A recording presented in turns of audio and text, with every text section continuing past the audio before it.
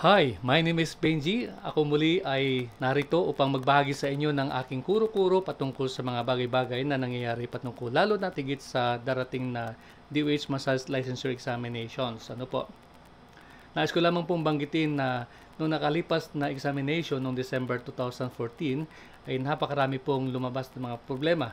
At ang isa sa mga ito ay patungkol doon sa mga proctor na humandle po na examination lalo tigit dito po sa Manila, particularly po doon sa mga naganap na examination sa naginanap doon sa San Lazaro Amphitheater. Ano po? Kaya naglabas po tayo ng ganitong babala sa lahat ng mga mag-aaral. Maging kayo ay estudyante ng AUSA, kayo po ay estudyante ng iba't ibang institusyon accredited po ng DOH. Ito po ay para po sa inyong lahat, ano po, upang sa gayon ay mapaghandaan at mabantayan po ang ating po mga paligid patungkol po sa pangyayari ito, ano po. So ang pamagat po ng presentation ay Guarding Against Abusive Exam Proctors. Ano ibig sabihin po nun? Ito po ay pagbibigay paalaala sa lahat na bantayan po natin ang ating mga proctors. Although hindi natin sinasabi lahat ng proctors ng DOH ay maaring gumagawa ng kalokohan o gumagawa ng mga kabulastugan. Hindi po lahat, no?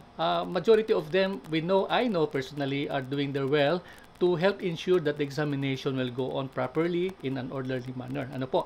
Ngunit may ilan po na talaga pong sakit sa ulo. Ano po? Kaya po itong presentation natin ay iniaalin natin para sa mga bagay na ito. Ano po ang mga exam proctors? Ano po ang ibig sabihin po noon? Ang mga examination proctors ay siya pong itinalaga ng DOH Committee of Examiners for Massage Therapy upang sa ganun ay sila ay mangangasiwa ng pagbibigay ng examination sa darating po na DOH written examination ngayong June 7, 2015. Ano po? Bakit kailangan natin silang bantayan? Ano po? Sapagkat meron po tayong hindi napakagandang karanasan. Katulad po na banggit natin kanina, noong nakalipas na December 2014 ay napakarami pong problema, no? Na ating pong natanggap na mga report mula sa ating mga mag-aaral. Hindi lamang po galing sa Asian Wellness and Spa Academy at maging po sa mga estudyante ng iba't iba po mga institusyon na ating po nakasalamuha. Okay? So, ang ating hiling ay manmanan po natin ang kanilang mga kilos. Ano po, ang mga mapang-abuso, mga proctors na ito upang sa gayon na hindi na po mauulit yung kanilang ginawa pong pang-abuso. Ano po? Okay. Paano natin malalaman na may pang-abuso? Okay? Ito ay isang uri ng pagsusulit na maaari nating gawin sa ating mga sarili. Ano po? May kasabihan po na if you are not comfortable with what has been said or done, then it may mean abuse. No? So, ang isang maaring batayan po ng pang-abuso ay kung ang inyo pong nararamdaman ay hindi na po kaaya-aya, no? Kung inyo pong nakakita ay hindi po kaaya-aya po sa inyo pong paningin, no? Maari po, hindi po nating nilalahat, ngunit maari po na ito na po ay nasa level na po ng pang-abuso. Kaya po, mahalaga po na tayo ay mapagmasid. Ano po? Okay, kapag yun nga po, hindi komportable sa nasabi o ginawa, maaaring may pang-abuso na nagaganap. Okay. So as a backgrounder po, nais po nating ibahagi sa lahat na mayroon pong naganap na kung saan ay noong nakalipas na examination, may mga report po tayo natanggap. In fact, mayroon pong gumawa po ng mga salaysay at nagsasabi po sila na mayroon po silang na-witness na isa pong pangyayari na kung saan sa walang kadahilanan ang isa sa mga proctor po ay naghagis po ng papel. Ano po? Hinagis siya po sa harapan po ng maraming tao at ang ayon po sa ating natanggap na balita, hindi naman po karapat-dapat yung action na gano'n, ano po, it's an unprovoked act of anger, ika nga, ano po. So, medyo marami po ang nagtataka bakit gano'n po ang actuation po ng nasabing proctor na ito po. At ang pangalawa po, meron po tayong natanggap din po na balita na sa isang area po na examination, napakahigpit daw po ng examiner o ng proctor, ano po.